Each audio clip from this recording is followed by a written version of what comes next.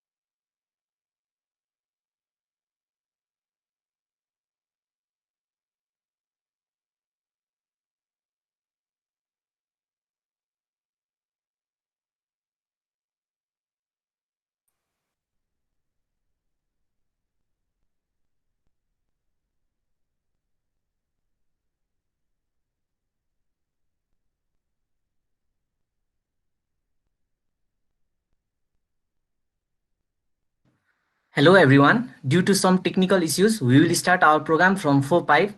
Till then, we would like to request you everyone to have patience and wait till then.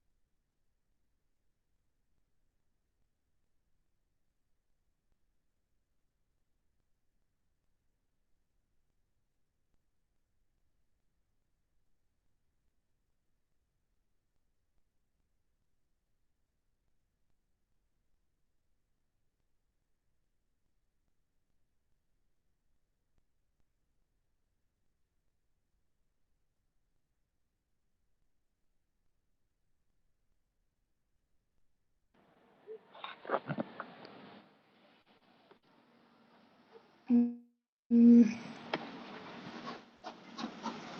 Thank you for your presence, and I apologize for the delay. Am I audible? Yes, Sonanya, you are. Yes, you are audible. Okay. Okay, let's start the session then. Good afternoon, everyone. I am your host, Ananya Neopane, an aspiring geomatic engineer from Kathmandu University. Um, And it's me, Jinis Chauhan, Joint Secretary of the Geomatic Engineering Society and the Research and Documentation Analyst for this project. And I am the host of the today's session. uh, Amid the COVID 19 pandemic, we are grateful to have your warm and wonderful presence with us today. We, the organizing committee, would like to welcome you all in this grand virtual opening ceremony of OSM Training Experience Sharing Session. We, the GES Society, are very thankful to receive the hot Humanitarian OpenStreet Team Microgrant Award 2021, which aims to map the Chepang community of Makwanpur district. As we all know, the expert at anything was once a beginner. We are glad to inform you that we are going to organize a virtual OSM Mapathon training focusing the experienced mappers of Nepal. So, today's session is all about the information and the experience sharing from the inspiring personalities for the experienced mappers like us. Now, moving on to the welcome session, we would like to introduce our guest speakers. They are Assistant Professor Dr. Resma Shrestha ma'am. Ma'am, are you there? Hello, ma'am. Uh, yes, Anya. Yes, I'm here. Can you hear me? Yes, ma'am. We can. Mm-hmm. uh, Similarly, our next speaker is Thank you Assistant very much. Yeah. Shankar Pandey sir. Sir, are you there? Hi, Dennis. I'm here. Thank you Thank so you, much. sir.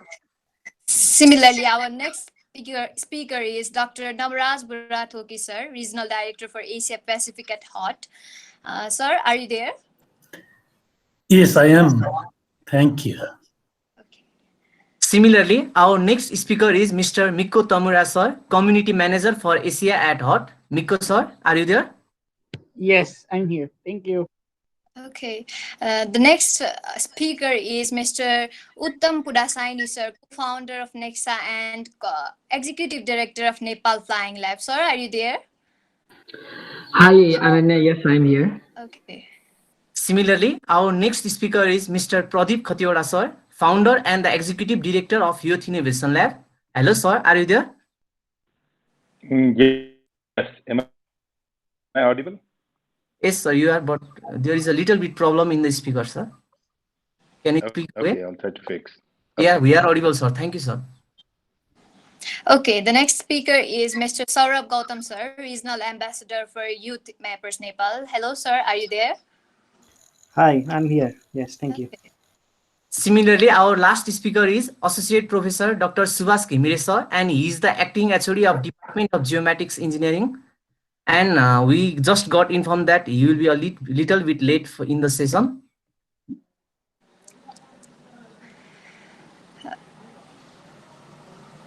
No, you can now. Now we would like to formally start the session with a welcome remarks by Assistant Professor Dr. Resma Shrestha ma'am. She is also the advisor of Committee for Executing Sepang Community Mapping funded by HOT. Ma'am, the virtual platform is all yours now. Okay, thank you. I'm just going to share my screen.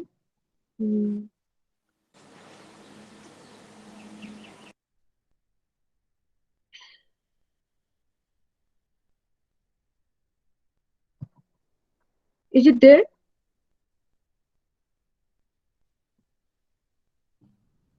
Yes, ma'am. Can you see my screen? Yes, ma'am. Yes, We ma'am. can see the screen. Okay. Maybe here. Is it like this? Is it okay? Or I need to... Janice, is my screen You need to zoom in, ma'am. Zoom in, okay. Yes. If I zoom in.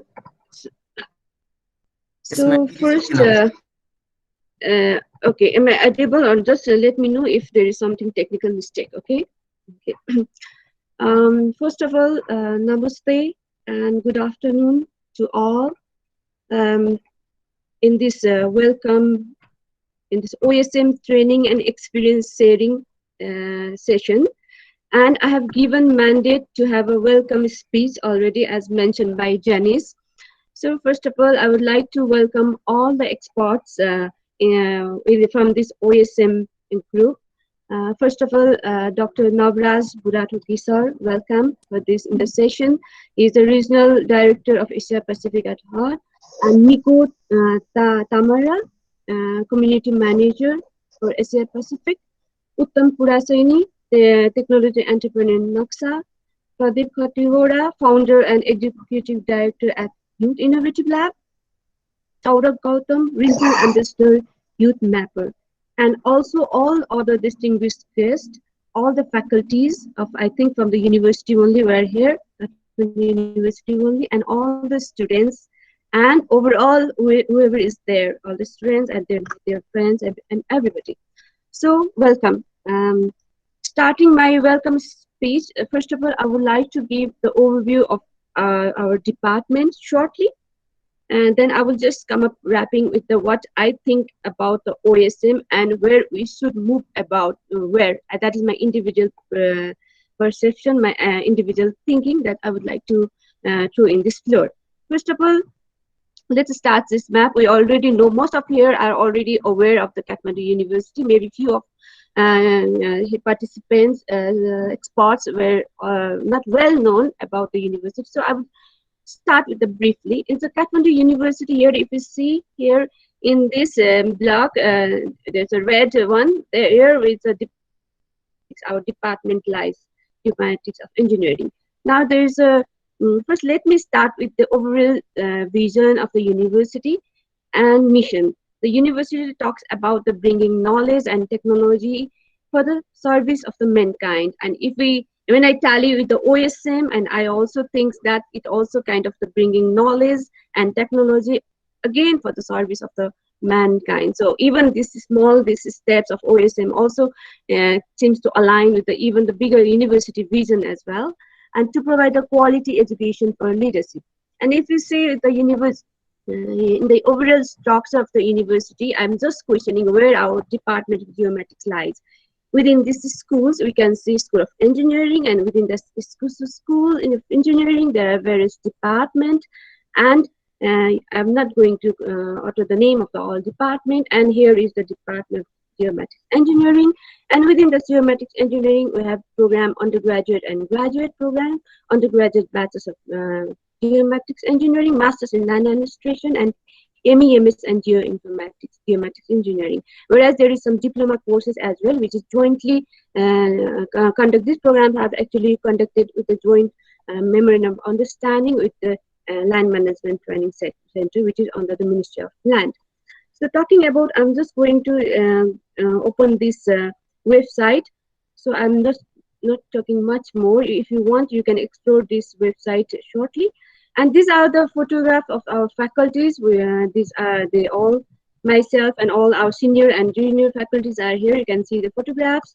And also about the vision, and department also has its own vision, and it is about becoming the sector of excellence, mapping, land management, and in the geomatics sector. Also given the short-term vision and long-term vision, you can already say there's a strengthen the diploma various courses, and again bringing not only diploma, masters, but also higher level of courses. And long-term vision is somewhere about having some spatial geospatial hub. That is something that's written in this long-term vision. And if we keep in the silent feature, I'm not going to order everything, but if you want, you can explore this site later on. So these are the things. And again, going back to my slide. Am I back to my slide, Janice? Yes, ma'am. Okay. And talking about the available infrastructure at DGE, if we see, I'm just going here.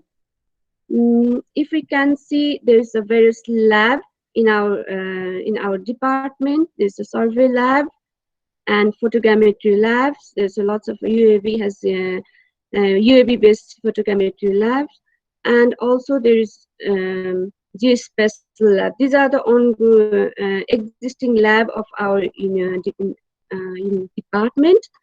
Again, coming back to the slide. Am I back to my slide, Janice? Yes, ma'am. Okay. Again, there is also, I'm going to give some glimpse of this project, which is conducted by the university students. Although there is not directly OSM, but but I can see various geospatial related projects are here in the site.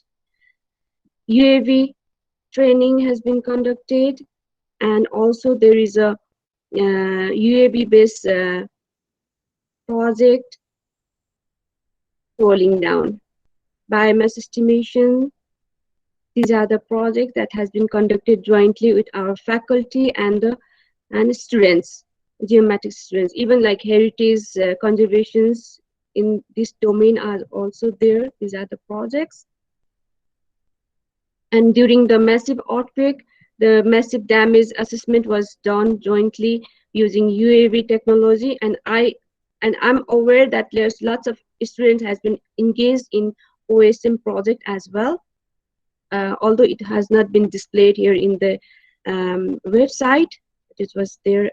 Okay, so these are some projects. I'm just scrolling down because if you want, you can explore more if you want to know more. Okay. So now coming to these are some projects which is also I have taken out from the website. Glimpse of that. And this is a very very important humanitarian based project done by I was not here in that time because I was doing my PhD. Our later faculty, Umasol, you might explain more about this perspective, but lots of work has been done from the university side during this massive humanitarian crisis, like in the massive outbreak at that time of 2015. So these are the overall project and overall vision and overall view of the department. But now I would like to come a little bit in the context of OSM.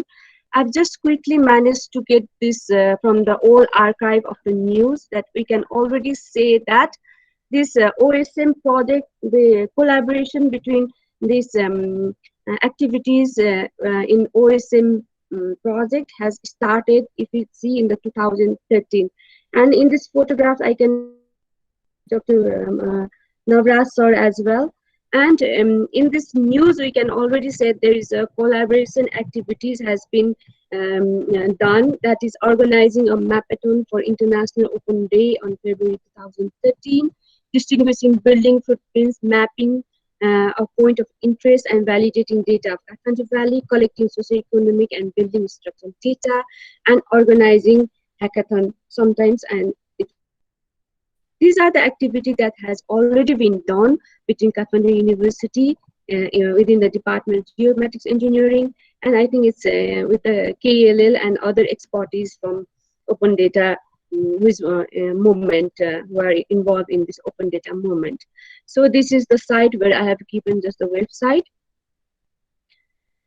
Now coming to the point, what is my what I would like to say in this opening or welcome remarks. I have already welcomed all, but my vision, my thinking is certainly going towards this activities OSM basically on the gender perspective.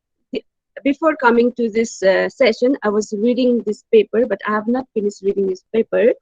But what I find is in this OpenStreet mapping project, or in this concept, there's a lackings of the female participants, and this need to be encouraged more. That what I have found. Even like I can find that 95 to 98% of all contributors to OSM are being produced by the men, and this was taken by this data has been taken from this article, and I think this was taken around the time of 2013. But might be now the scenario might have changed, but still I can say, I would like to say that this part has need to be encouraged more.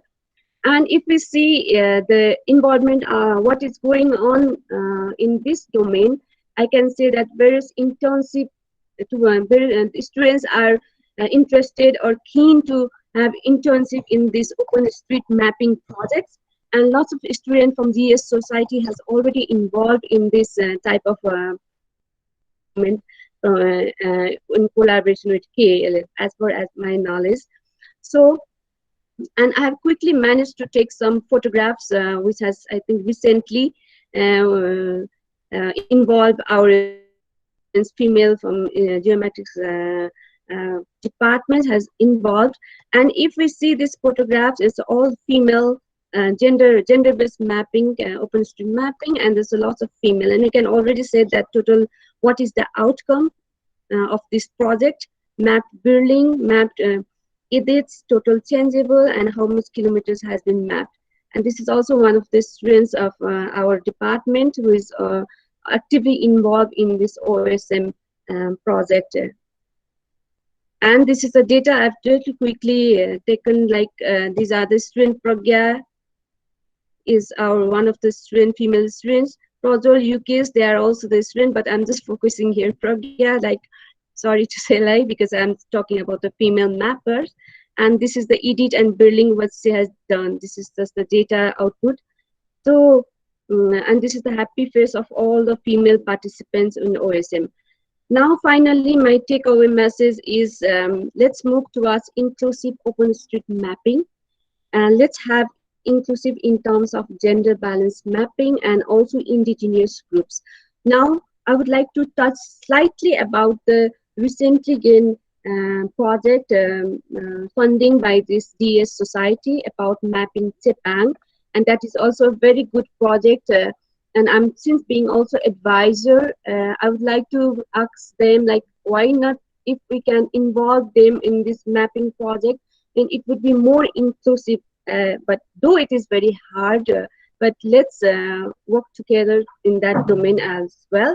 So making gender balance and indigenous, that is my perspective, what I'm just thinking right now. And so having said that, I will just stop my presentation right now. Okay, so this is just a short remarks, welcome remarks from my side. So let's join hands together to move towards more inclusive open street mapping. Thank you, Dennis and Anya. Okay, thank you. I'm done with my welcome remarks. I welcome all. Okay, thank you very much. Okay, thank you so much, ma'am, for your wonderful words. It was really informative. Now, I would like to welcome the current president of the Geomatic Engineering Society, Mr. Sudeep Wickel brother. And it's the proud moment for the current GES society that in the history of the GES, we have got such a big project. Now, moving forward, I would like to request Assistant Professor Umasankar Pandey, sir, for a welcome remark. He is also an advisor of Committee for Executing Chepang Community Mapping, founded by HOT. Sir, the platform is yours.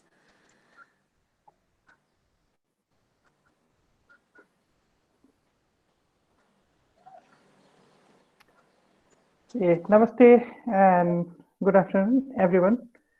So, am I audible? Yes, sir, you are. Thank you. Thank you for your invitation, and I would like to welcome all the experts and the participants to the program. And I believe the experience that Dr. Buratoki, Mr. Tamamura, Mr. Purasheni, Mr. Khadeoda, and Mr. Gautam has obtained will obviously be a milestone in sharing in this experience sharing session, and obviously the participants will be able to get a lot from them.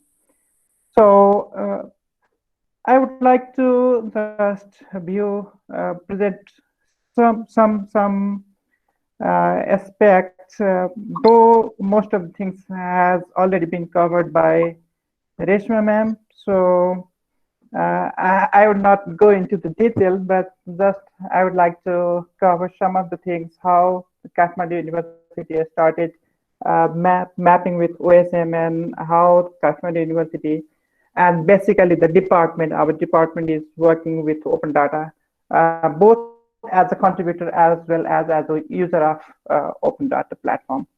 So you can see this picture. This is old picture from 2012, 2013, where a group of students from Department of Geomatics, then it was Department of Civil and Geomatics Engineering. They are working with Excuse me, sir. Yeah. Yes.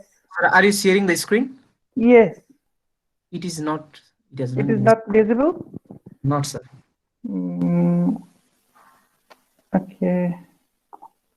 Can you see it now? no, sir, it's not. Yeah, it's you are presenting now. Yeah. Thank you. So you can see a group of students are presenting their work, and they had worked with the quality of data. They had accessed the quality of data, OSM data, how close the quality with the reality, and so on and so forth. So this is the screen that you see. The students are given tasks on mapping using the OSM. So you can see the screen where the OSM tracking manager shows different grades and a number of students you can see on the left, and what they have done, how much mapping they have done. You can see over there. So this is from 2013 itself. And you can see over here, Sasish Madan sir, who was actually leading this mapping activities from the department side. And he was actively involved in this kind of mapping work. And he leaded the strengths for the mapping. And mostly the Dhulikhel area, Panoti, and Banepa area was mapped in the initial stages, and later when I started teaching cartography subject, then students digitized their own locality, and they contribute to the OSM data. In this screen, if you know Shankar Thapa, he is validating the data which were digitized by our students. So he printed the map and then he went to the field and then he verified and corrected the information that was digitized by the different mappers. And in this project, a group of students in the final year project, they used the OSM data and they developed an app which was used to find the route for public transportation. So you can see over here.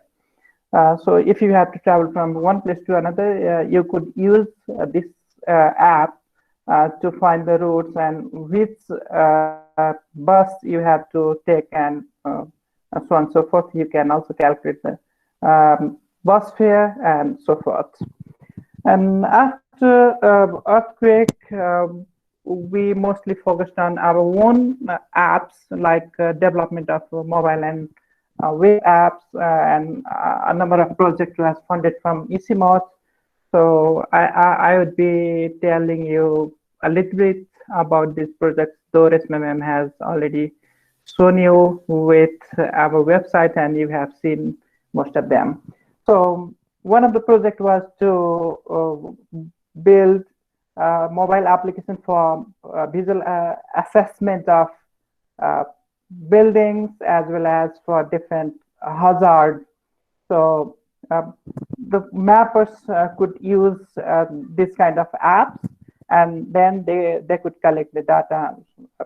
So, and the collected data could be visualized through a web app where the numbers that you can see in the screen, they represent the number of collected data from those locations. And when you zoom out, zoom in over there, you could get the individual data sets that have been collected.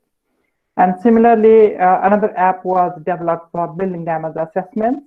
So you could assess a building by visual inspection, and you could collect a number of parameters.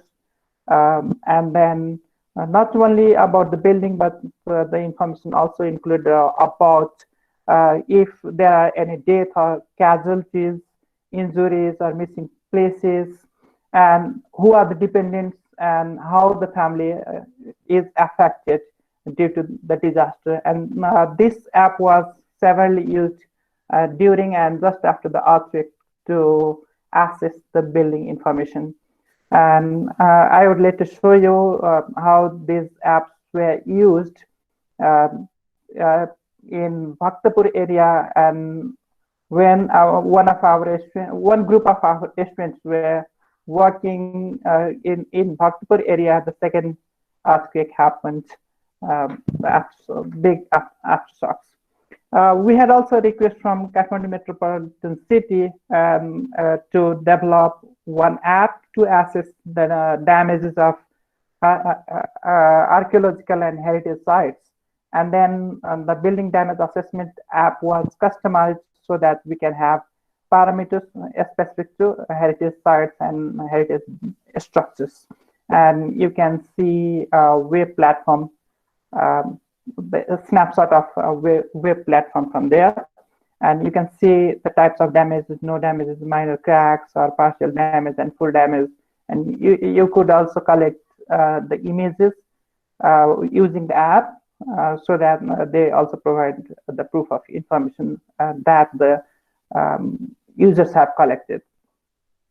And similarly, we had also developed geofencing app. It was also developed on Android platform, and that can be used to fence. And if there is any kind of risks, and if you are a registered user to this mobile application, then you would get notification, warning notification, and other messages. The project also used social media information like hashtag from Twitter to report the incidences over there. So I'm not going to go into detail over here. And this is what I was talking about when the second earthquake happened in 2015. Our students were working in the field, and you can see a number of pictures over there. So these are the people our students were working at that time.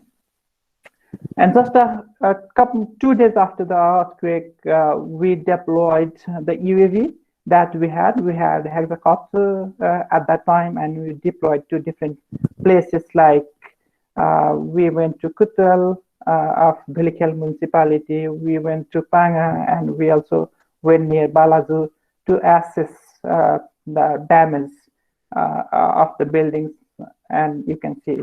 So this was the drone that we used at the time, and we collected different information. SMM has already shown you this picture. This is from Kutal, and due to the harsh topography, it was very difficult to go over there and to physically assess the buildings, but it was very quick to use drone and then to get the information images, and using those images you could easily determine what type of damages and how severe it is. She has also talked about the training that we had conducted just after the earthquake, and at the bottom you can see the partners over here. So even KLL was one of the partners in the training. And after the training, we went to Panga of Kirtipur municipality, and we mapped a community. It was a half-day mapping activity using drones, and then we also got maps, and those maps were given to, we prepared image maps, the images which were collected from drones, and then we gave them to community, and then community used to track different information, like where should be health facilities should be put on, where should people go in case of any kind of disaster, and so on and so forth. So local level planning was done using those images. But unfortunately, the entire settlement of Panga were not covered. So later, Kathmandu University itself went to the site, captured the images, and then the whole community was mapped. So you could see this image. So these are some of the synopses I presented, where Kathmandu University was involved in mapping of communities. And I am very happy to see that our students society is actively working now, and I believe after this training a large number of mappers will be available, and they'll be mapping the community. So not only in case of disaster, but in normal situation also, the participants after the successful completion of the training, they will be ready to map the communities. So thank you. And again, I would like to welcome all the experts and participants. Thank you so much. Thank you, sir, for your remarks. Likewise, now I would like to call upon Mr. Namaraj Budathoki, sir, who is the Regional Director for Asia Pacific at HOT. And the most important thing is he was the one who supported to introduce the OSM at Kathmandu University. Hello, Namaraj, sir, are you there? Yes, I am here. Hi. Hello, sir. The virtual platform is all yours now, sir. Thank you. Give me a second. Can you see me? Can you hear me? Yes, sir. Can We see can and see hear. you. Thank you. Thank you for the warm welcome. I wish it could be an in-person event. How fantastic that would have been. Unfortunately, we're just in the screen. I do not have any PowerPoint slide or any other materials. Sometimes I find it constraining when you have slides. You really cannot speak naturally what you want to speak. But what I want to do today in the next 15 minutes is introduce you quickly about the regional hub. The HOT has established a regional hub, Asia Pacific. I will talk about that. The organizers had requested me to talk on a different topic, though. You had asked me to talk about how we started building OSM community in Nepal, particularly mobilizing young people. Excuse me. That would be a pretty interesting topic, particularly for the kind of audience we have, because you are young. When we started OSM in Nepal, you probably were still in primary school, I guess. But I decided to focus on the hub today because I do have a few important information that I think is relevant for you that I really want to share. But before I start, I just want to spend a couple of minutes revisiting the OSM and the evolution, the beginning and the evolution of OSM in Nepal. And I think Professor Resma and Professor Uma, thank you for doing that nice job. Some of your slides actually is helpful. You did the job I was supposed to do. I just, that gives me a quick, very good context. And let me connect a couple of my thoughts on that. I would say OSM formally started in Nepal in 2011. When I returned to Nepal from North America. Personally, I've been in OSM since 2005 when I started my doctoral study. I'm also one of the luckiest person because I happen to have, to be the first person to write a doctoral dissertation on the topic. And there is a story, by the way.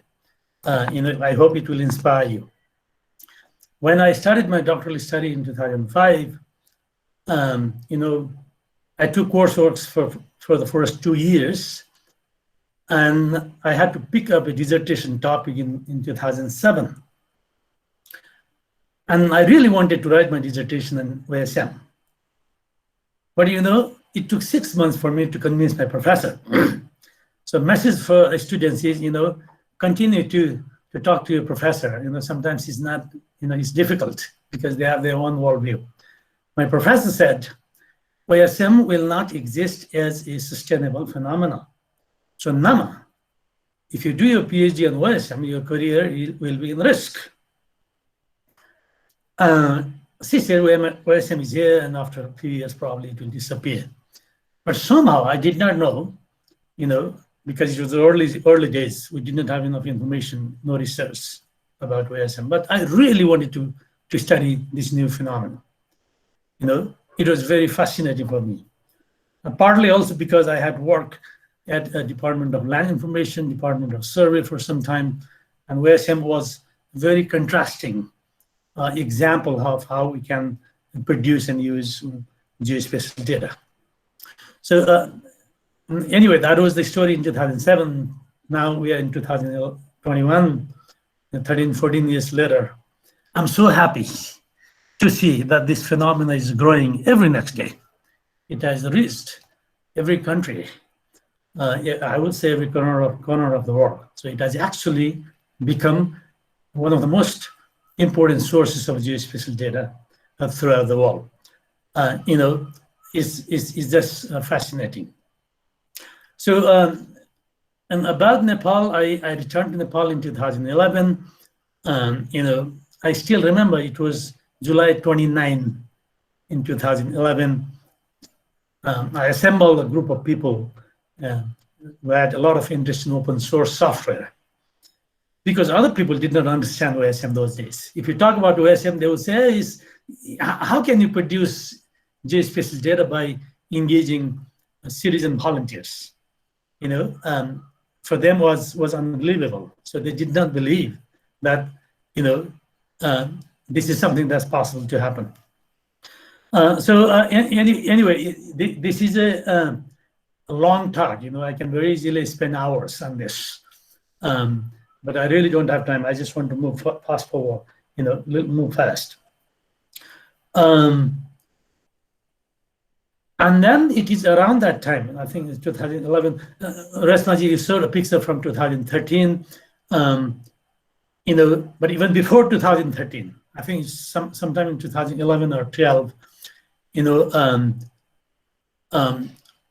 I introduced OSM to the university, Sarsis Maharjan. He was a faculty. I think he's no more with the Kathmandu University now. Uma sir, I think he was also part of that conversation. Or I think I worked closely with Sarsis ji at the beginning. So that picture, Professor Uma Sod, I think I should be in that picture somewhere. It was a Saturday morning. It's about 40, 50 students. So when we introduced OSM, remember it was, not too many people knew about it. And then after a couple of years, I started leading a project called Open DRI project. And then we had a more formal collaboration with Kathmandu University. Kathmandu Living Labs was not even started that time. Kathmandu Living Labs was started towards the end of 2013. It was before Kathmandu Living Labs. So I was leading a team of students. There were a few students from the Geomatics Engineering who were the part of my team. I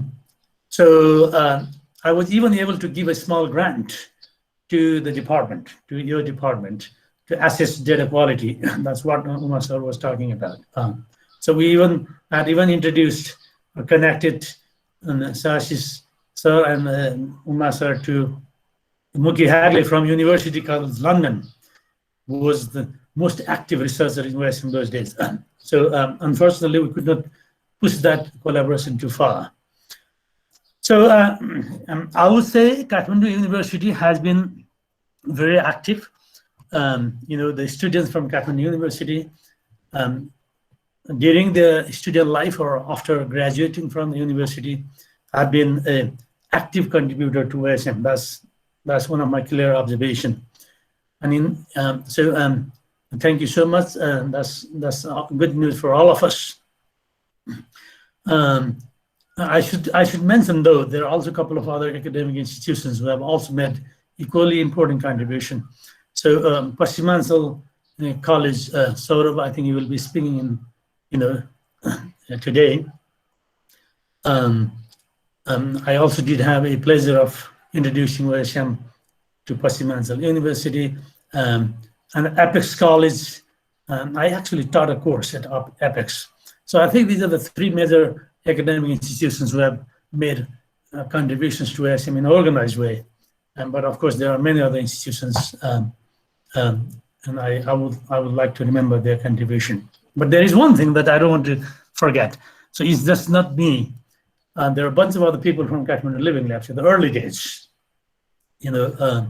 So most of the mappers we see today in Nepal are either trained by them, or mentored by them, or inspired by them.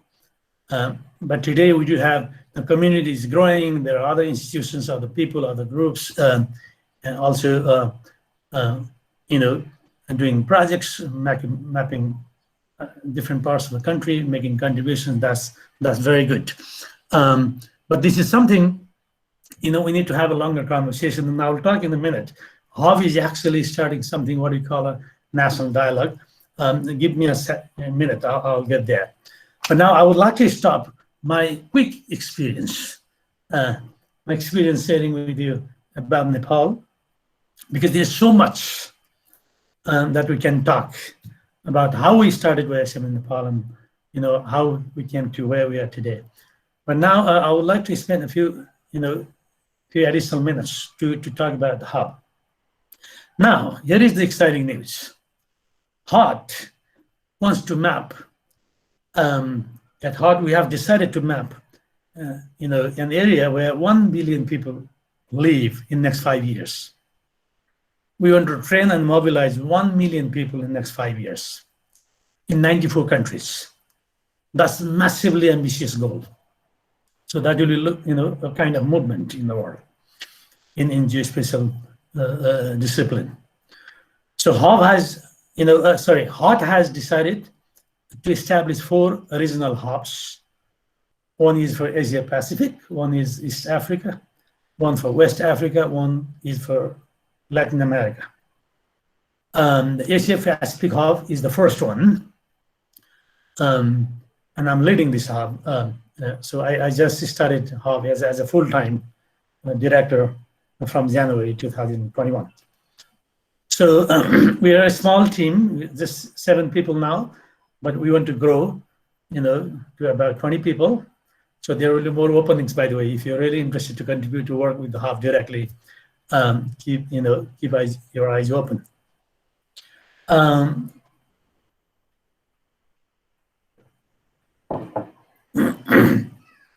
The hub will be physically located in Manila, in the Philippines. But at the moment, we're working virtually, of course. So what the hub wants to do is this. In Asia, in many countries in Asia, there are already interesting initiatives from universities, from private organizations, from NGOs, from self-organizing communities. The hub wants to reach out to them, identify the team who are genuinely or passionately engaged or involved in OSM, identify them and nurture their initiatives, support them. That's the first thing we want to do. And we do have different mechanisms to do that. We will also be, giving grants. This grant is one of the first one from the hub, and it's actually small. I would encourage you to think about other innovative ideas, projects, and if you do have any, interesting, important concept, reach out to us, to me, to Miko. We'll be very happy to have a conversation with you. So, so we will be working in 25 countries in Asia. Nepal will, of course, be one of them. There will be lots of trainings. There will be different sort of resources. The funding is only one of the resources. We'll also have other resources. For example, if you need to use artificial intelligence in some of your projects, for example, things like that. Hub may not have full capacity, but Hub can also draw these expertise from HOT, and and there are other mechanisms we can bring those expertise to groups. They need it. One of the first activities that we're starting is what we call a national dialogue, OSM National Dialogue. We will start it from Philippines, Nepal, and Bangladesh. At the moment, we're in the preparatory stage. The national dialogue is a mechanism to challenge national communities, to discuss about their priorities over the next few years. What is it that Nepal or the Philippines or Bangladesh wants to focus in the next few years in terms of OSM, in terms of mapping, in terms of research, in terms of training, in terms of use of the data? We want to have that conversation. We want to see that these actors within that particular country come together, start that conversation, and then come back to the hub with a request if there is anything the hub can support. It will serve multiple purposes.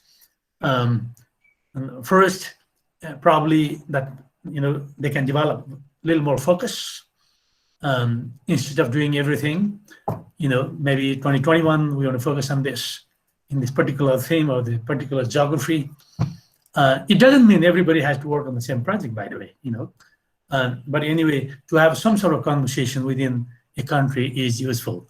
That conversation can also lead to the State of the Map National Conference, for example.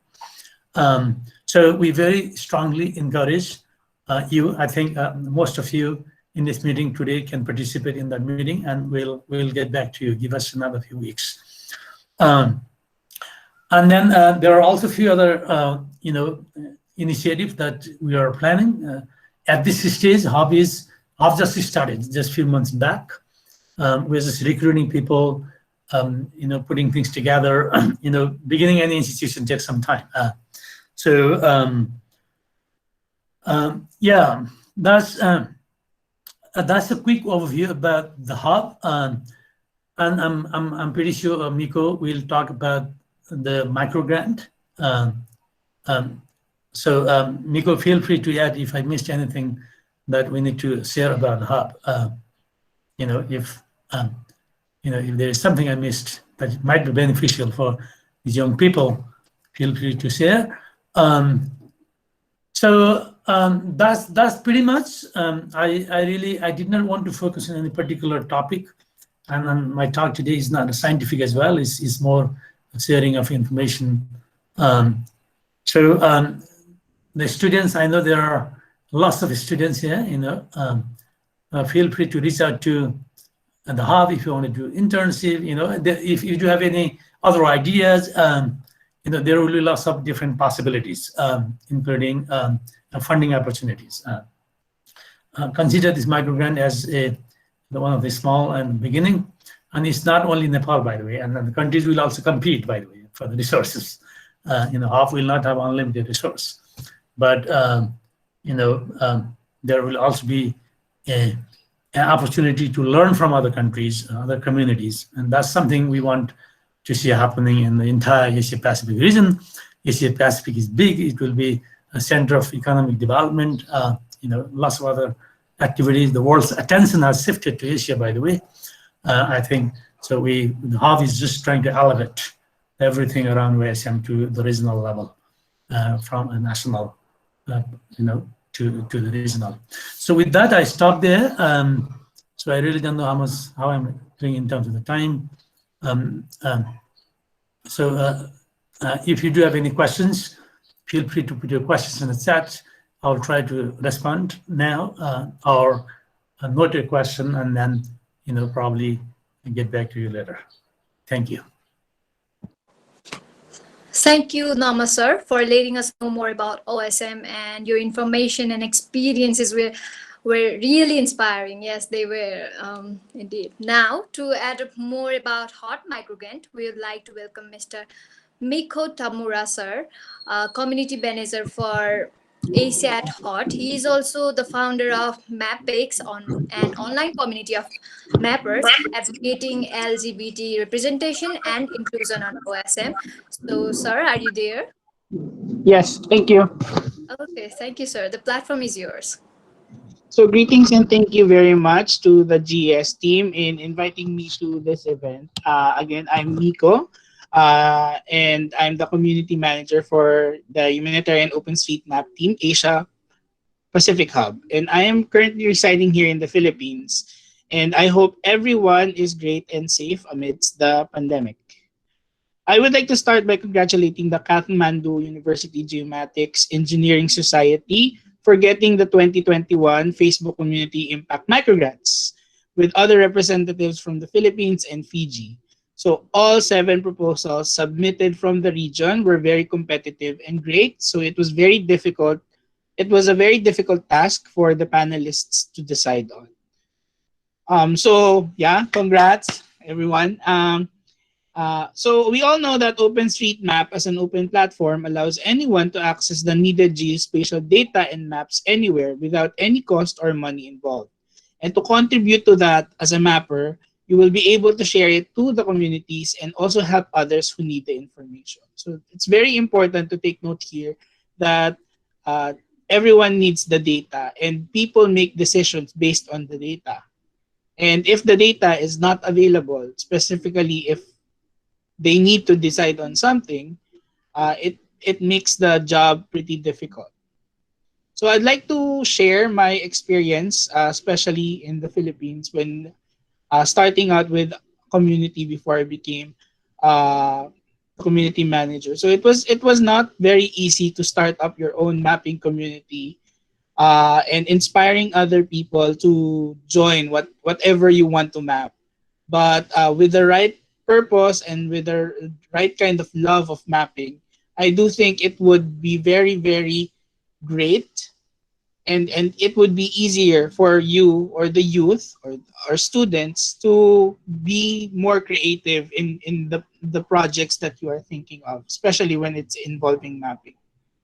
So in my country, some examples of OSM is being used to advocate women empowerment. Some of my colleagues here are mapping birthing facilities and breastfeeding stations for mothers. In the case of my previous community, we were mapping LGBT safe spaces. And right now, some advocacies on mapping elderly facilities such as and PW friendly amenities are being mapped.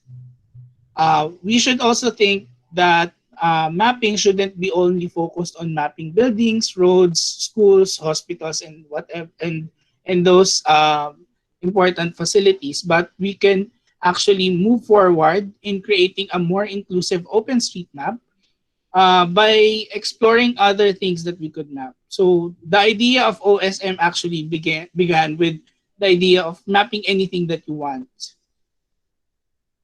Okay. So aside from that, the data from OpenStreetMap is also being used to fight COVID-19 in identifying hospitals, vaccine centers, testing sites, and many more. So there is a wide array of uses that you can have through OpenStreetMap. But please do remember, with this extensive or this wide range of things that we can map, that mapping is also a responsibility because there is power that comes with it. Make sure that whatever we map or in the coming mapping projects that we think of, that we respect others' privacy and get consent, whichever community will be mapping.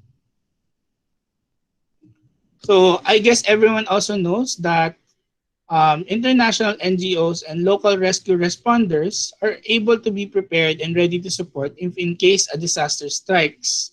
So a while ago, I was talking about the importance of the geospatial data and its availability. So there are a lot of stakeholders that use this data. And this is in the heart of the Humanitarian OpenStreetMap team, is to make the data available for everyone. So HOT, or HOT, has established that what we call regional hubs, as mentioned by Dr. Nama a while ago.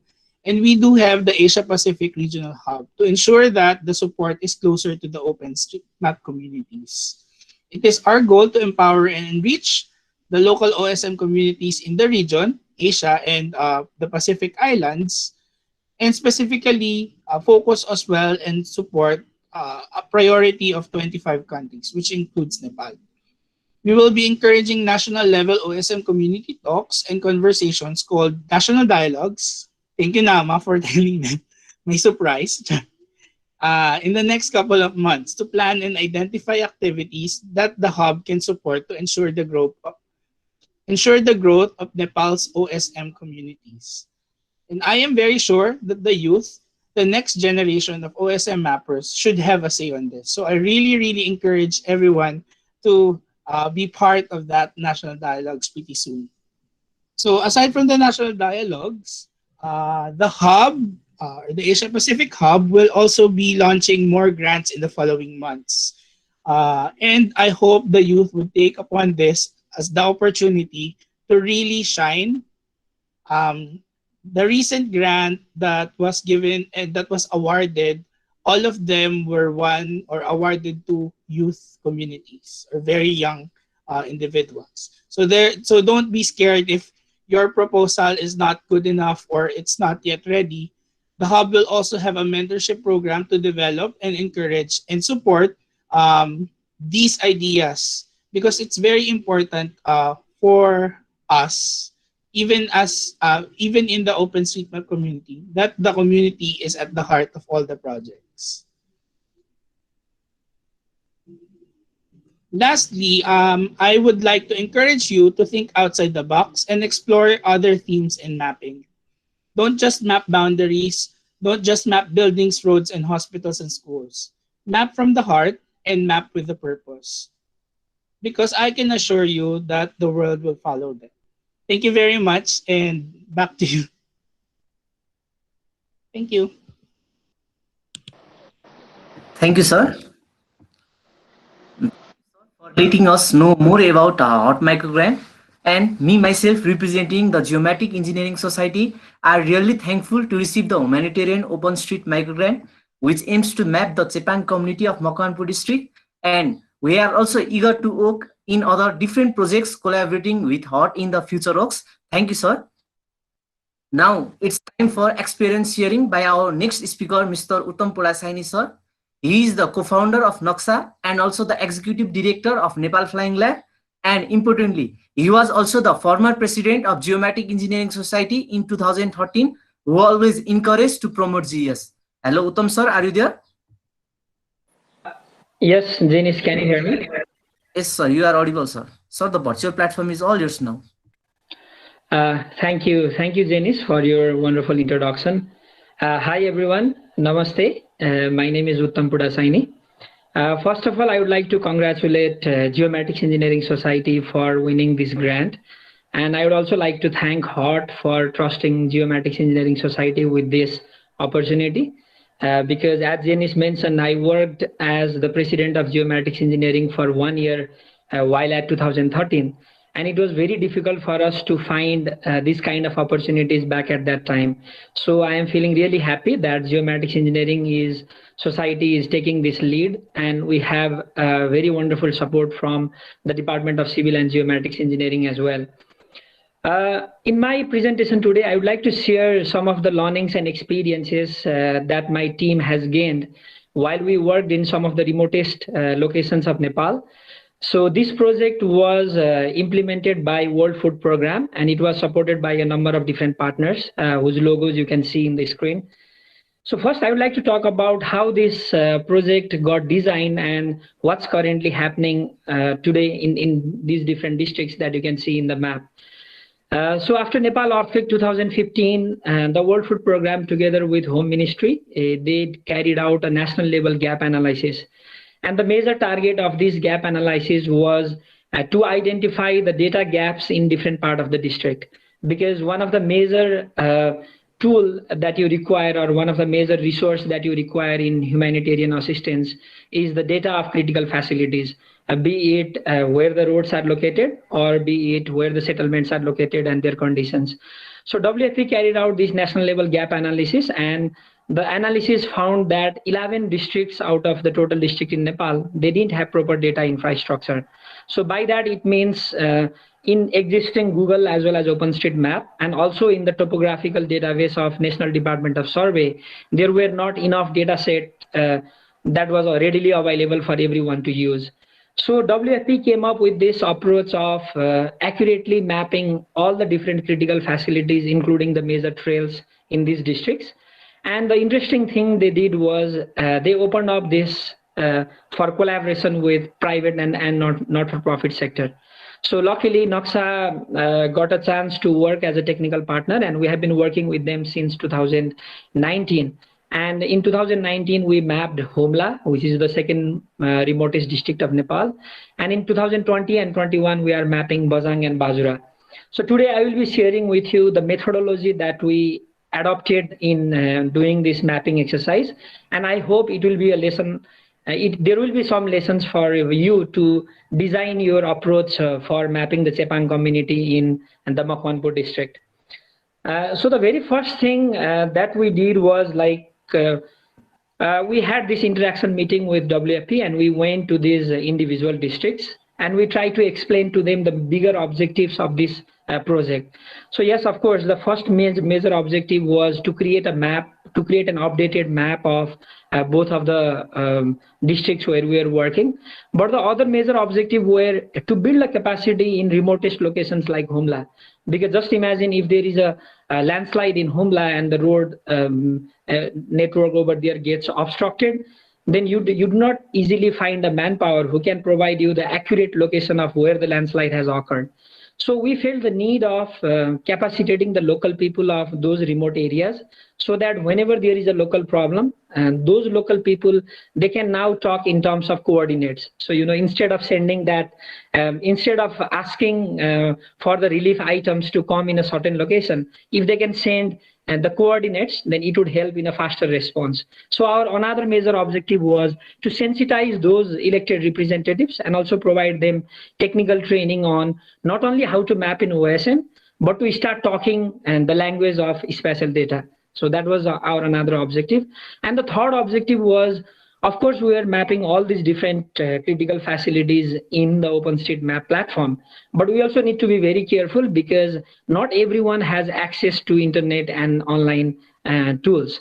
So what we also did was we also created these maps in hard copy outputs, so that all the local governments in Humla, including the local people, will have access to it. So our another major objective was how to visualize all this data collected so that the local people can be benefited from it. And these were the three major objectives. The first thing that we did was, as our previous speakers, Namasar and everyone has already highlighted, that it's not only about one organization doing a particular project. It's the entire community coming together to work for a purpose. So what we did was, when we started this project, we organized a remote mapping campaign, and we identified all the different youth groups who were working in OSM, and obviously Geomatics Engineering Society. I would never miss them in this kind of programs. And likewise, really thankful to Youthmappers, Saurabh, and all the other team who joined this campaign. So together, what we did was, for the 4 months, we all came together. We also invited some international speakers to share their experiences. And within the period of 4 months, we were able to map the entire district through remote mapping. And the big lesson learned for us was, despite being a private company, we received a support from all different local organizations. So we were able to build a community who were working together for a common purpose. And then the another event we did was, we went to these remote locations. I was coordinating the Humla mapping project, but for Bazang and Bajura, later on my colleagues from Noxa, they were leading those projects. So the first thing we did was, we went to those communities and we started talking people. We started interacting with them and tried to understand what they wanted to map, like what kind of objects they want to see on the map. And to our surprise, what we heard was, they were more keen to map the local trails and the local trekking routes rather than mapping the public facilities, because it's a tourism destination, and they want those kind of trails to be highlighted so that they could use it for their business purpose. So this kind of hidden information you will never get until and unless you go out to the communities and started interacting with them. And also we try to sensitize these communities.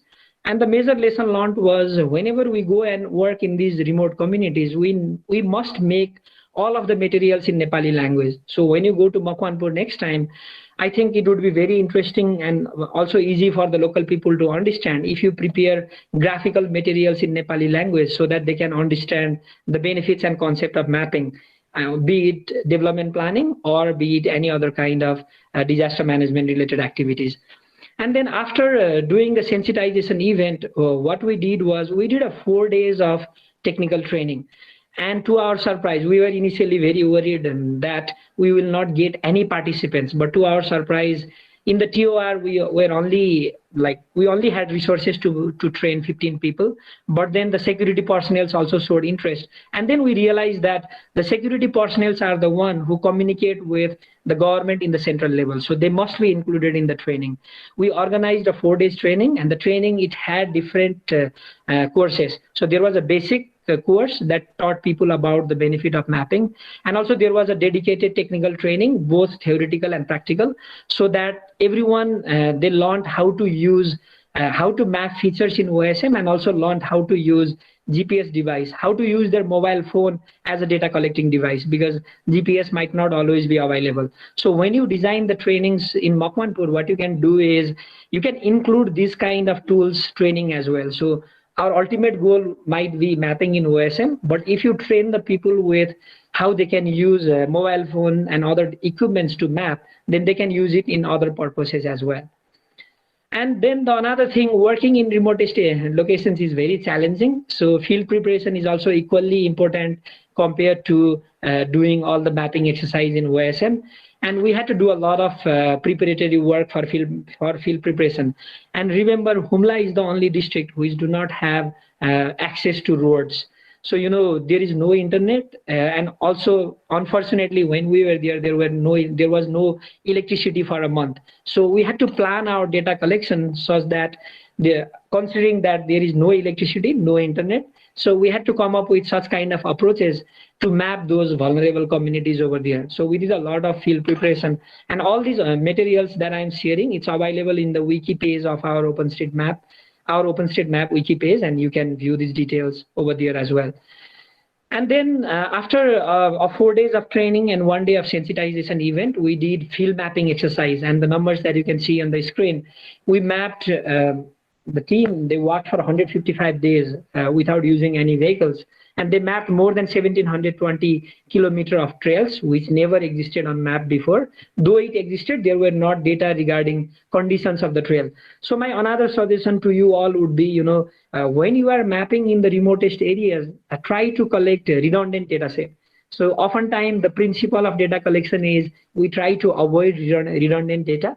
But when you are working in the remotest communities, it's always better to take data using multiple sources, because you don't know when your mobile phone is going to die of battery. So using field paper is also equally important when you are collecting the data set.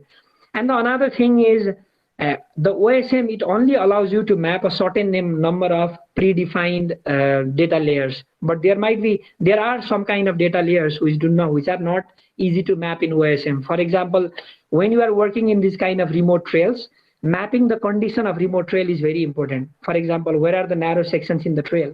Where are the areas where there is high probability of landslide? So, you know, when you are planning your data collection, try to collect this kind of data set, because this kind of data set, they are very important from both development planning and disaster management point of view. So when we did the field survey exercise, we tried to collect as much data as it was possible using both digital and paper sources. And another thing, I was talking with Ravi an hour before my presentation, and I was asking him the coordinates of the areas where your team is going to work, because I wanted to see the building footprints, how the building footprint looks on the satellite, on the aerial imageries available. Because, you know, in Humla, while we were mapping some of the villages, the building footprints were not visible, because the texture of the building footprint, they looked very similar to the texture of the fields on those areas. So we also carried out drone mapping in some of the very high dense clustered areas in Humla, and we imported those drone imageries into our platform. And I would also like to make an announcement that Noxa and Nepal Flying Lab will provide you drone for free of cost if you plan to use drones in your Chepang mapping project. If there are Chepang communities which are difficult to identify in the satellite imageries, we will happily provide you with the drones, and you can use it to collect the image, import the image into OSM, and also make it free to use for other people as well. And these are some of the screenshots that you can see in the screen. And after importing the drone images into OSM, we are able to accurately map each and every building footprints. We don't have a national repository of the drone images. So right now the image, it lies only in our database and the WFP database. But when there is an open platform, we will happily share these imageries over there as well. And another major important thing that I want to focus to all the geomatics engineering community and all the map engineering community is that data preparation is a very crucial step. As Uma sir highlighted, that was a presentation that was a project one of my friends did back in 2014. So what we did was we did the accuracy assessment of OSM, and that their team, they came up with certain recommendations, because, you know, mapping is very important, and also equally it's very sensitive data as well. Because when we are talking about disaster response, And the data, it becomes, like if you are mapping a road, it means you are mapping accessibility information that will be used by emergency responders someday. So your map data needs to be very, very accurate. So what we did was, after we completed the data collection, we did some topological corrections and topological check using GIS, because we had that previous experience. And again, all this is documented on our wiki page as well. So we applied some topological corrections, and using those topological corrections, we imported those data only after doing the topological correction. So that means we worked on the accuracy assessment of the data set as well. And I'm very thankful to both GES, Youthmappers, and WRC college team, because they were the one who did all these things. So, we got the project, but then we mobilized all of them and also provided them some resources to help us do it. And these are the three different outputs. As I mentioned to you earlier, uploading data to OSM was not only the one major goal of the project. The major goal was to collect accurate data and then to provide it to the local governments as well. And because Humla is a very remote community, we came up with this idea. Actually, Noxa has been doing this since a long time, but we did this Palika-wise books. We compiled all the maps and prepared Palika-wise books as well, and we uploaded those into OSM. And on my screen, you can see a geo database. So I'd also like to request you guys, since you are working with multiple rural municipalities, I would like to suggest you to also prepare a copy of geo database and give this geo database to those municipalities as well. My dear friend Pradeep also have a presentation today, and I'm sure he will talk about it. But these geo database will also be important for disaster response later on, because if municipality has this geo data, then they can also upload it to other national platform that you will hear in a minute. And this on the screen you can see is an animation on showing how we did the mapping. So all the white lines and the white dots you can see on the screen, those are the additional data that our team prepared. So we just prepared this to kind of like show it to the government authorities how the mapping activity happened. So you can also prepare, like this can use about it. And then for wider dissemination, I always encourage this, like write wiki pages about your work.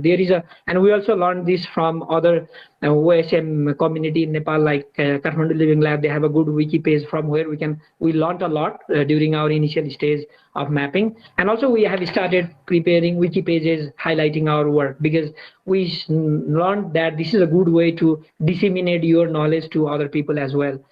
And as I mentioned earlier, Palika-wise map books, as I explained earlier, it's very important. But I'm very sad and to say that we are not able to prepare these books in Nepali, because oftentimes when Noxa do this kind of project, we always do it in Nepali language, because someone living in a remotest area, it's very hard for them to interpret in English, but due to resource constraints, we are not able to do that in English. But my suggestions to you is, if you have the resources, go for it. Like prepare, or after you complete the mapping, prepare this kind of books and give it to the local authorities. And these are like some of the maps that you can find on those map books. And these maps have information which are not easy to upload in OSM. As I mentioned earlier, like where are the risks and hazards in the community located. So you can visualize this kind of information through them. I would now like to talk a little bit about some of the challenges that we faced. Obviously, working in the remotest area, it comes with a lot of challenges, but equally at the same time, it's also a lot of adventures as well. I stayed at Humla for 28 days. I just worked for like 28 days and did the mapping. And I really enjoyed being out there in the nature. So though it was a challenge, it was also an opportunity for me to go outside and work with these communities. But the other challenges that we can face is, as I mentioned earlier, there was no electricity, there was no internet, and obstacles, hazardous zones. Obviously, like while we were mapping, there was an earthquake. And one of our staff, like Sweta, she was leading the mapping work, and her mom, she took a flight and came to Simikot the next day because we were not available on communication. So, working in remote communities, you need to do a lot of exercise, preparing yourself for all these different conditions in the field. I am now almost towards the end of my presentation, and I particularly want to show this picture because, when we do the mapping, we talk a lot about, so at Noxa, we talk a lot about digitizing the mapping industry and digital mapping. But when we go and work in these rural communities, one of the things that has touched me is whenever we do participatory mapping exercise, there is so much of interest from the community. So I would like to suggest you to take this participatory approach for data validation. Obviously, there are tools in OSM that helps you to do the data validation. But if you, once you complete the mapping, you take these maps to the communities and then you ask the community people if you have missed out something. Because Sepang people, they know where they go for food. They know where they go for, like other kind of works. So participatory mapping is equally important. And on the top right, you can see those maps. Those are prepared in Nepali language. Those are the community map that you can install in multiple different locations. And lastly, this is a picture of a house. It's a hotel in Humla where my team stayed while we were doing the mapping. And I was like looking back, I was looking in some interesting quotes online, and I found this: if you are not on a map, you do not exist. And the GES team, you are mapping those vulnerable communities which never existed in the map before. So all the best and congratulations once again. Thank you. Thank you so much, Uttam sir, for sharing your experiences and suggestions. We had a wonderful time listening to your experiences, and we'll work on this project, taking your advices and suggestions in the future. Yes, we will. We are also thankful and happy for the announcement of free availability of UAV by NAXA for GES for this project. We are very, very thankful, sir. Sir, we have a question here in the chat box by Jeshan Pokhrel. Can you, sir, can I go with the question? Yeah, Ananya, please, but I can also read it on the chat. So Okay. Are you pointing to Jason Pokhrel question? Yes, I am. Yeah. Yes, Jason, yes, we used a software called Pictera. So Pictera, it uses artificial intelligence to automatically extract building footprint. We didn't do the coding ourselves because the time was limited. But yes, we used AI to kind of automatically extract it.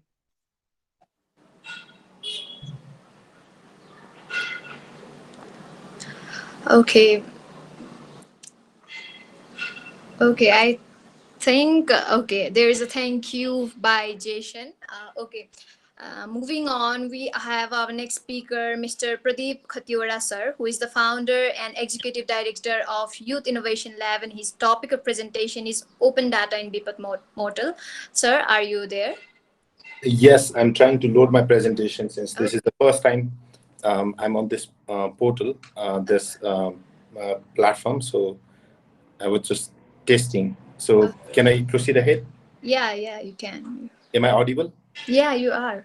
Okay, perfect. So thank you very much for inviting me.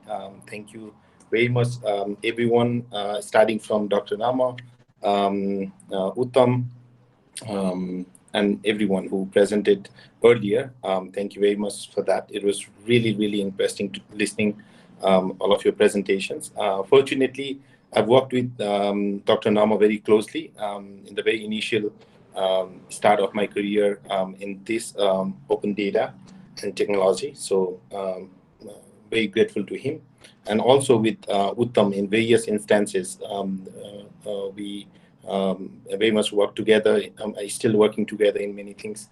So the thing I'm gonna talk about in my presentation today is also linked with the previous presentations as well. And relatively, these all are leveraging each other's work. So the work that I'm gonna present is how the data and information we have collected, mapped, or shared together is helping in decision making from the government point of view. So this portal called Building Information Platform Against Disasters, BPOD portal, is the government-owned government system, so which you can also access. I'm going to talk more about this particular portal today and how this is linked with the open data. So let's see this phenomenon from the international point of view. So this slide is taking time to load the present. Okay, perfect. So let's take it from the international mandate. So looking at the international mandate, I'm sure we all know about Sendai Framework on Disaster Risk Reduction, and particularly priority number 1, which talks about the location-based disaster risks information, including risk map to decision makers, the general public and communities are bricks. So what you talk about is probably when we talk about the open data or OSM data. So these are data sets of various, like features, various instances. But on disaster risk reduction, so you need to understand where is the risk and which community is at risk. So it talks about am I at risk or not? So that person or the community should be able to get access to the open data or freely available accessible data. They are particularly mentioned on this. So it also specifically mentioned about to promote real-time access data to a reliable data, to tools to record and share disaster losses and relevant disaggregated data and statistics, and hazard exposure, vulnerability, data, disaster and loss disaggregated information freely available and accessible. So we after knowing that the international mandate is so much giving, suggestions towards a freely accessible open source platform, we also looked into different dimensions, like how this can be particularly useful in Nepal's context. So at the same time, in a different networking events. So I came in contact with our Ministry of Home Affairs, and we signed a MOU with Ministry of Home Affairs in early 2019, and we started contributing to this platform. So we also understood, what are the mandates given by our act, our policy, our strategic action plan, and also our local governance operation act. So if we see the DRRM Act 2017, so it talks specifically about the need of a disaster information management system, and it talks more about an integrated national, provincial, and local level DIMS. And our national policy specifically mentioned about, sorry, open source technology should be adopted, and the National Strategic Action Plan also, and the Local Government Operation Acts gives mandate to the local authority to collect data and to manage database. And understanding this whole dimension from the international mandate to the Nepali contextual mandate. So what we understood is that there is a dire need of an integrated platform that actually help all our decision makers, that may be the provincial government or the local government or the associated governments, to be able to contribute on a single platform and use open source technology for that. So the envision of this portal itself was conceptualized, saying that this is going to be an integrated and comprehensive disaster information management system, which is initiated by Government of Nepal, Ministry of Home Affairs, and is owned by National Disaster Risk Reduction and Management Authority. I'm sorry about this coughing. It frequently comes when I speak. This is because of this pollution allergy. So sorry for that, but I'll continue. So the main idea of this platform was to foster data partnership and data sharing. So when I share this, disaster data partnership and data sharing, so this is not reporting by any specific government or any institutions. They are not reporting to each other, but they are sharing data. They're doing the data partnerships. At the same time, if I'm a municipal representative, I'm I have all the information that probably Uttam shared in his presentations, freely accessible in the web portal. So it will be useful for me for decision making in the municipality. At the same time, my data sets can also be helpful for provincial government to make their decisions. And similarly, if we can make this kind of community throughout the country, then obviously that's going to be more useful for integrated decision making or collective decision making. So this whole approach is the data partnership rather than the data reporting from each other. And based on data sharing mechanism. So this is also built upon the concept of creating a national portal embedded with independent platform for national, provincial, and municipal governments within the bottom-up approach of data sharing and partnership.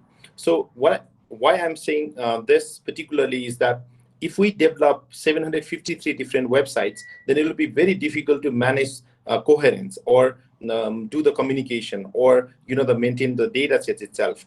So there should be an integrated platform with a shared responsibility of all these institutions. And BPOT is developed on that spirit. So let me give you the walkthrough of this BPOT modules, like how we started, where we reach in today's time. So before 2019, the setup of our National Emergency Operations Center was very much manual. So it used to be the whiteboard with a pen. So they used to collect all these incident reports on a white paper board. But now there is the replacement with this new dashboard, and they can check the data, current data, or also the past data as well. I'll be more specific on that. So it has 6 modules at this time, but 2 modules are under development. So the current modules are dashboard. So I'll be talking more about dashboard, incident, damage and loss, real-time profile, and rich information modules. So on dashboard, what I'm showing you right now is the 6-month data sets of alerts of different hazards. So in this module, what you are seeing is the alert of earthquake, heavy rainfall, flood, or environmental pollutions. So so in 6 months of time frame, we have 100 alerts of different events. So these are very much useful for any government, to make decisions based on that and to be alert as well.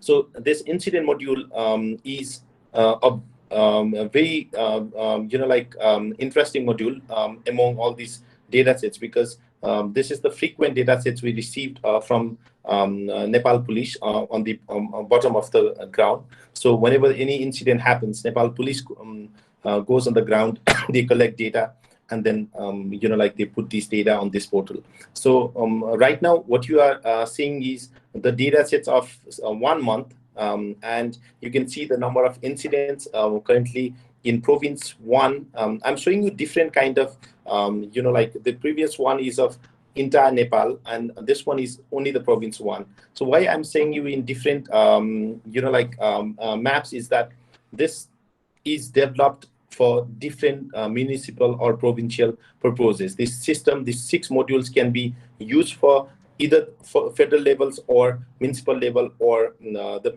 provincial level.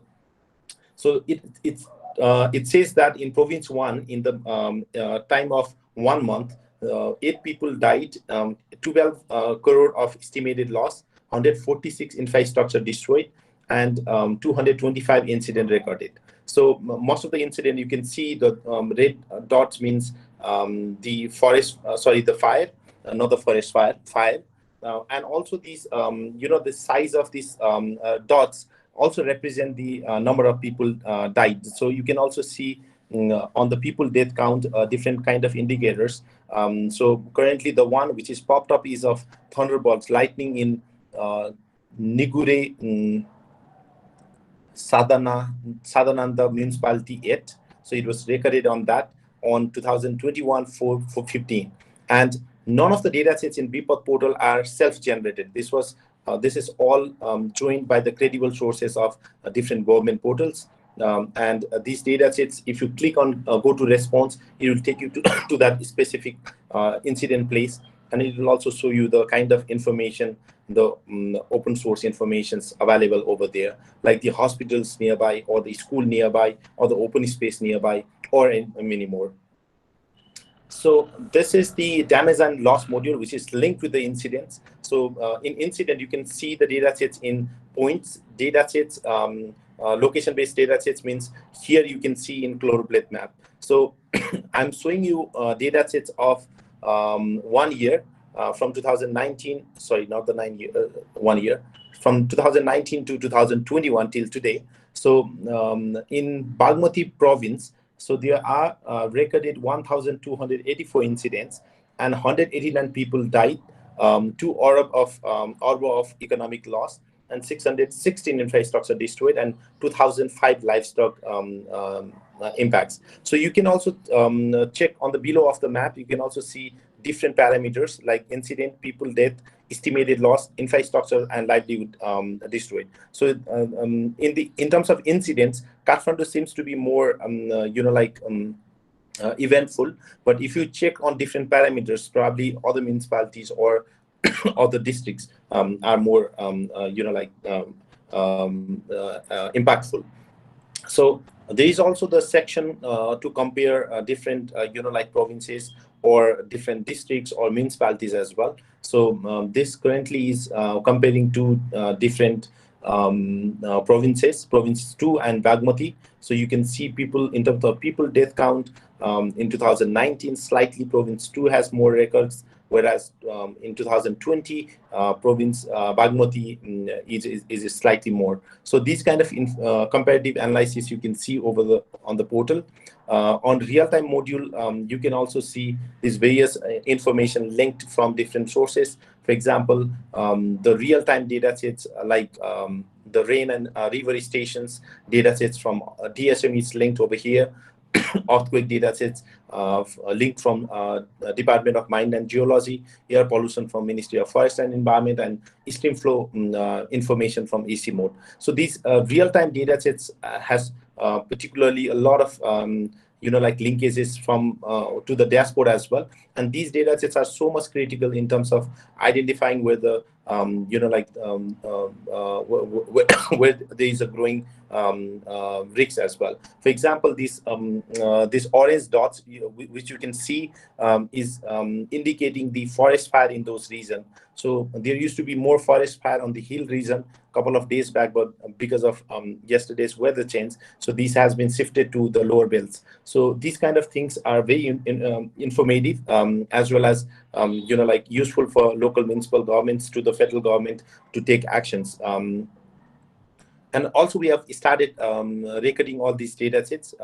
We started archiving these data sets as well. So probably in a couple of months, you'll be able to see more analysis in these terminologies.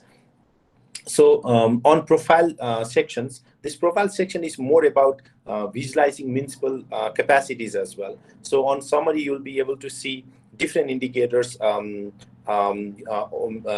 stating from the disaster point of view to capacity and resources to the particular, economic and social profile of the municipality. In the province project sections, like you can see where the more funds at, and in terms of, this is also linked in terms of strategic action plan. So you can check the different priority actions, and also you can check the different indicators on that. On contacts, you'll be able to see the point of contact at the municipality. For example, the DRR focal point to other decision makers, and we, along with their capacities and training they have received in different domains. And also in documents, you'll be able to see all the documents related to DRR from any municipalities that we have worked. Let me show you some of the impacts from these specific things. So on this capacity and resources, these data sets you are currently seeing is of Rajapur. You can see the drastic changes on the mapping as well. So Rajapur is pretty much mapped because of our DRR fellow in that municipality. So this whole OSM mapping was one of the tasks of DRR fellow, and all these data sets was collected by going to the field. And these data sets also includes a lot of other information. For example, inside education, you can also see gender disaggregated data sets to their other informations, like if they have anything related to stockpiles in that place. So let me also show you some of the visualization aspect we have worked on. This is of visualizing flood-prone area of Rajapur municipality. So probably you can see all these map data sets, the exposure layer of land cover, forest area, water bodies, building, and other resources mapped in Rajapur. These are very useful for decision makers to identify the context in the local level. So these are very much mapped with the guidance of our expert mappers, and in this particular you can see the capacities and resources, and also layered in Meteor's flood hazard map of 100 years. So you can see the red patches over there is the 2 meters above 2 meters, like flood inundation chances, and the medium one is the yellow one is 1 to 2 meter of inundation chances, and the blue one is 1 meter chances. So in this aspect, if we see Rajapur municipality in terms of decision making, then this really requires a lot of attention of decision makers. How we gonna do the evacuation plan, or like understand this risks, and how we communicate this risks to the community itself. So so let me zoom in this part as well. So you can clearly see some of the building footprints, which is exactly underneath of this red patches, and a lot of other in the yellow patches, or in other blue patches. So means the decision making has to take the urgency in terms of taking actions, or should work on reducing the risks. So why I'm connecting all these informations, all these modules to this specific slide is that it is very important to that we understand these risks, and we communicate these risks to the local community, so that in any chances of big disasters, we have to be really prepared to overcome these challenges. And this risk component is not live yet in the public domain, and we are still working on that. So I was on the last slide, last module of my presentation, which is the rich information.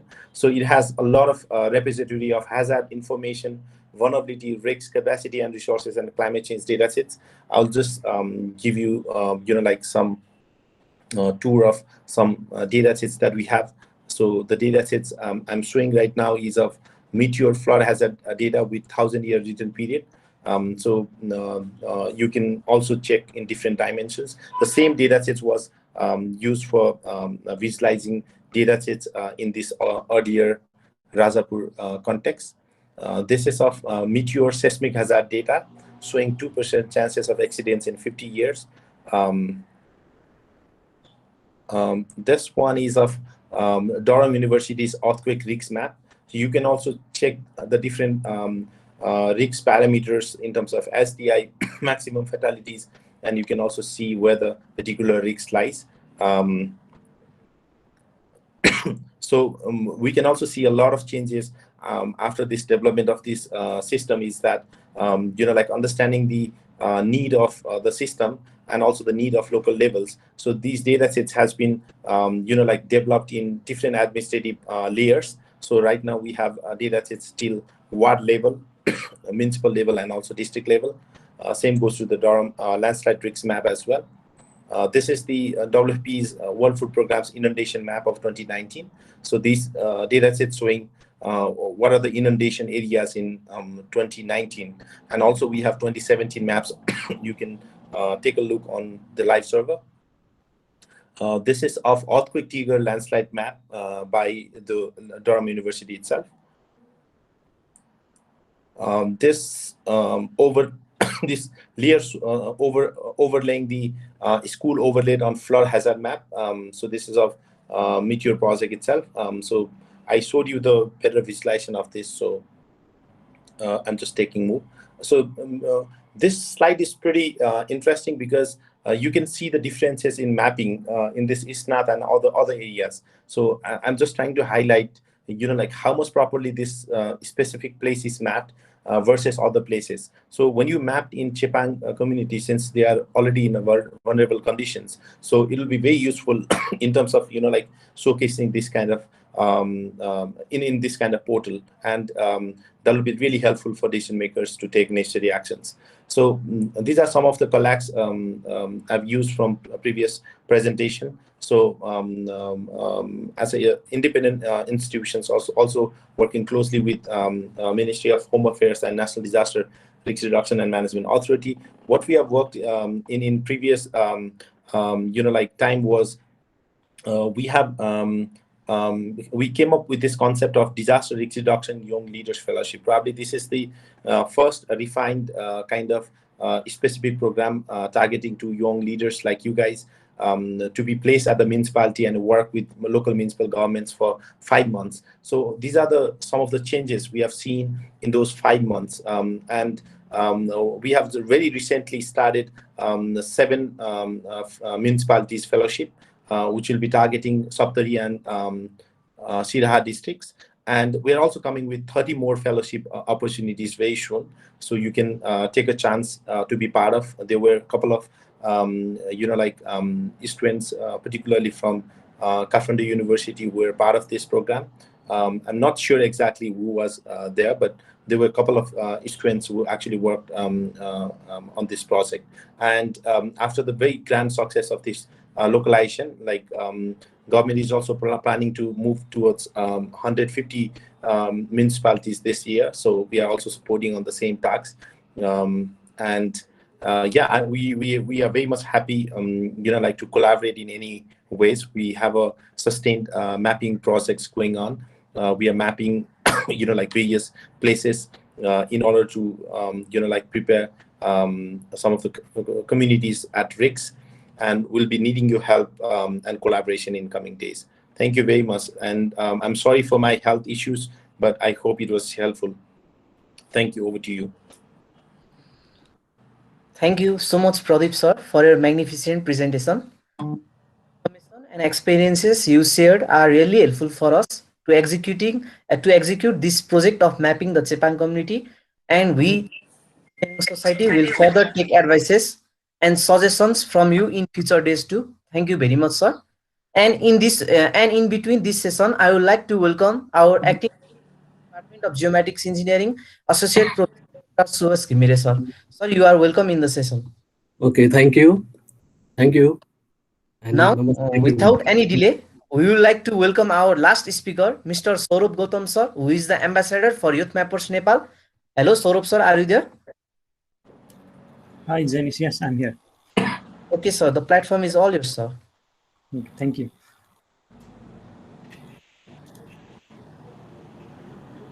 So, is my screen visible? Yes, sir. It is visible, sir. Okay, thank you. So, thank you for your welcome, and it was very great listening to all those fantastic speakers. And now I'd like to talk about Youthmappers and generally the activities of Youthmappers in Nepal. So I think you all know that Geomatics Engineering Society of Kathmandu University is a Youthmappers chapter, but there might be some confusion between all of you that what actually is Youthmappers and what they actually do. So today my objective would be to give you a glance about what Youthmappers is and what Youthmappers members are doing across Nepal and in the world.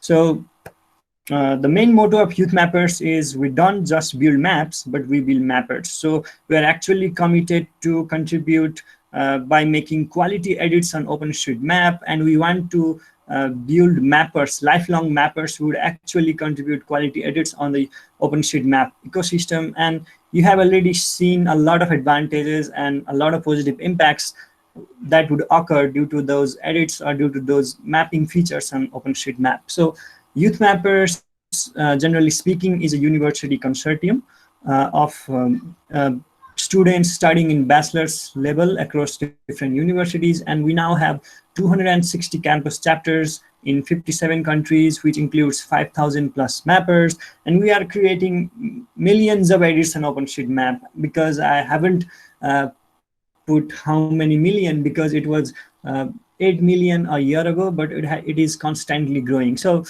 we are actually creating millions of quality edits on map, and this picture shows our university campus chapters. So Youthmappers is organized by these 4 main universities: Arizona State University, Texas Tech University, George Washington University, and West Virginia University from United States. And they are funded by a grant from USAID, which is directly guided by the USAID Geo Center. The USAID Geo Center is a not-for-profit organization under USAID, and it focuses on creating geographical resources for those USAID projects around the globe. So what Youthmappers does is we actually focus on these 6 different tasks, and the first one being featured projects, in which the students are asked, or they are, first of all, they are actually trained, and the capacity building of them is done, and then we use students, or we actually work together with you students to create quality OpenStreetMap edits to help in those development needs which are targeted by the USAID community. And then we do partner initiatives, in which the chapters actually work with other humanitarian agencies like Red Cross, Doctor Without Borders, Missing Maps, and HEART to help create various development, to help create data gaps in the various development needs. And then we do local capacity building by training Youthmapper students.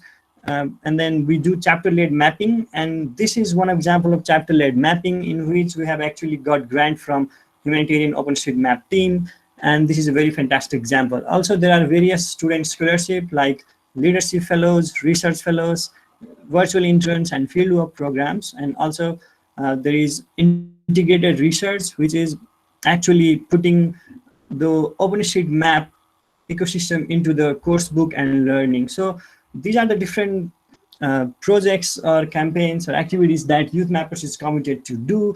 And I would request you all to visit the Youthmappers website, follow our social media pages and handles, and then also I would like you all to subscribe the Youthmappers blog, so that you would get notified about all these activities. So as Bresma ma'am has talked about the very low presence of female mappers in OpenStreetMap, Youthmappers has recently launched the Everywhere See Maps program, in which we are actually encouraging females to contribute to the OSM community, and then enlarge and then increase the number of female contributors as well.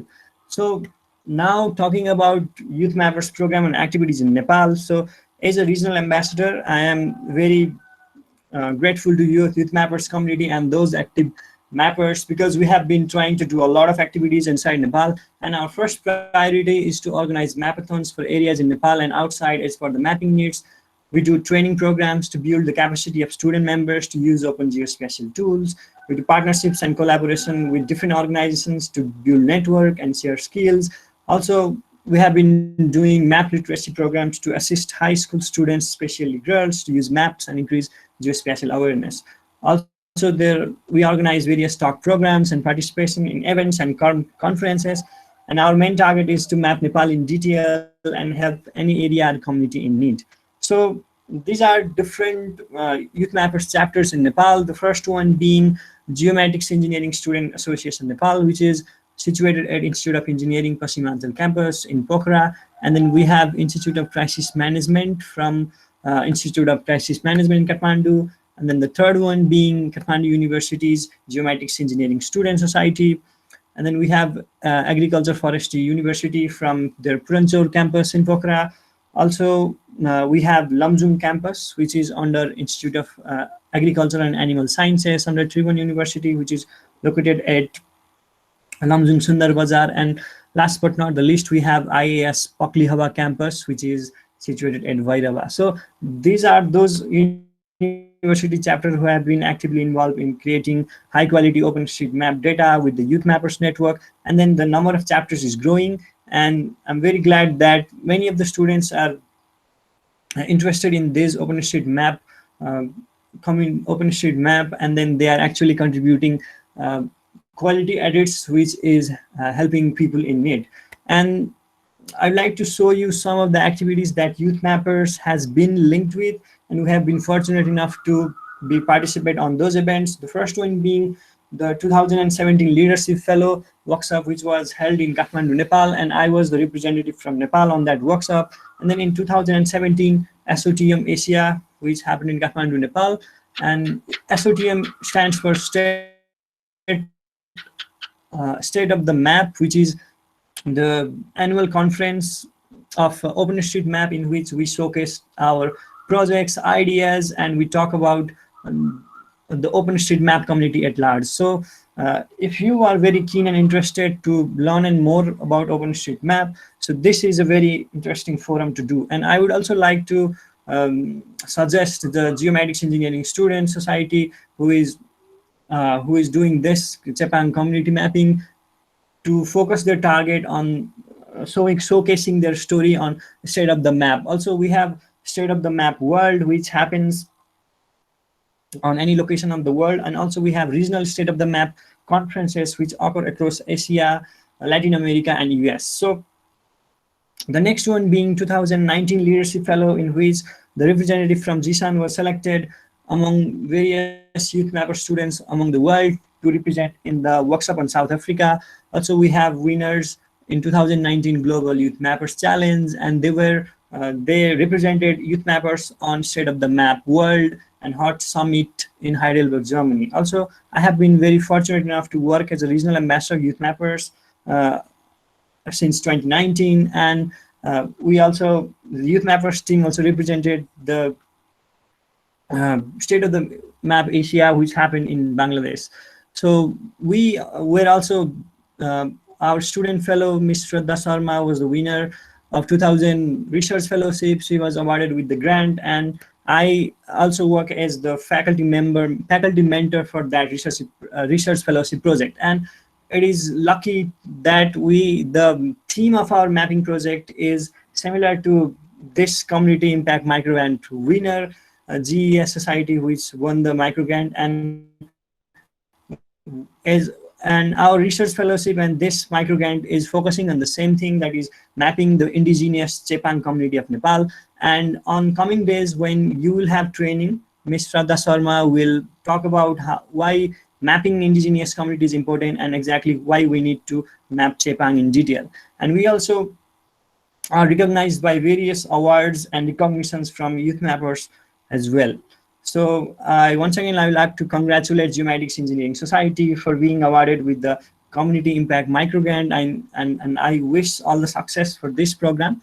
And these are the two achievements. These are two recent achievements by our Youthmapper students from Nepal. One being Mr. Prajwal Shrestha from Institute of Agriculture and Animal Sciences at Lamjung campus, Nepal, and his blog Mapping My Journey Through OSM was awarded as one of the best Youthmappers blog among the world. And also Mr. Gaurav Parajuli from GSAN chapter at our institution was also awarded as the best Youthmappers blog from 2021. So I would also like you all to write your experiences about mapping and any another aspect as a Youthmappers, like the programs you participate, the things you want to do, and all those activities that you have been working on or you want to work on, and submit that as a blog post. And we will be very happy to publish your blog post. And if you have done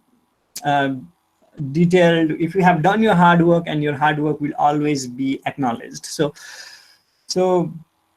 this is another achievement, that our hashtag GSAN was among our hashtag GSAN hit 300,000 hits on edits on OSM, and this was the flyer made to thank all the community for helping us and giving us the platform.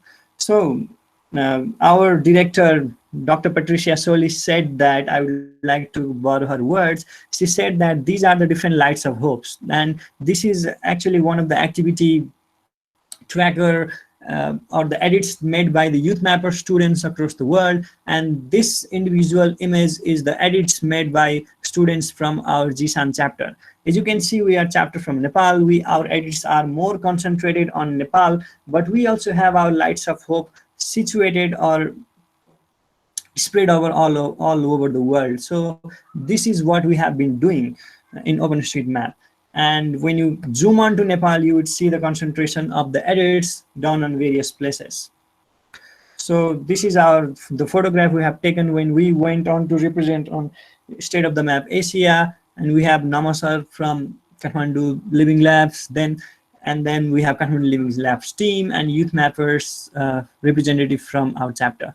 So this Mapathon event was done on the month of August, in which we trained hundreds of students, and which mostly mostly the students were from Geomatics Engineering Society as well, and we partnered with Naksa World Food Program and the event and other organizations to map those community on Wazang and Bajra district.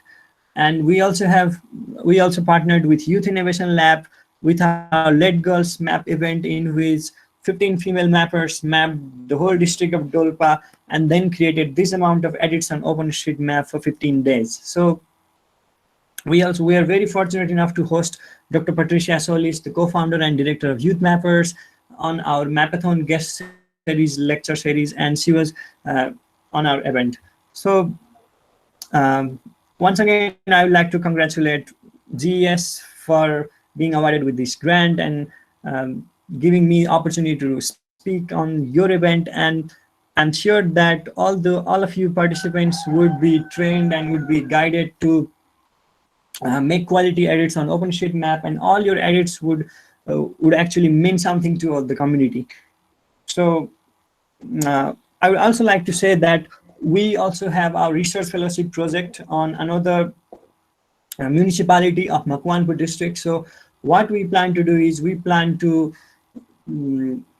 select students who have very keen interest on mapping and contributing, and who also can provide their valuable skills to the team to be on one of the field mappers on the project. And we would do an open call among all the students from different Youthmappers chapter in Nepal, and we'll select them to represent on the field. So with this note, I would like to end my presentation here. Thank you. Thank you so much, Saurabh sir, for your fruitful presentation. We are really motivated. We, the Geomatic Engineering Society, will further seek advices and suggestions from you in the future days. And we are eager to collaborate with Youthmappers in other projects too. Thank you very much, sir. Finally, we are near to the end of our session. So, for the final closing remarks, we would like to request the acting head of Department of Geomatic Engineering, Assistant Professor Dr. Subhash Gimri, sir, for his valuable closing remarks. Hello, sir. Are you there? Yes, thank you, Anay. Is my sound audible? Yeah, you are. Good evening and namaste, everyone.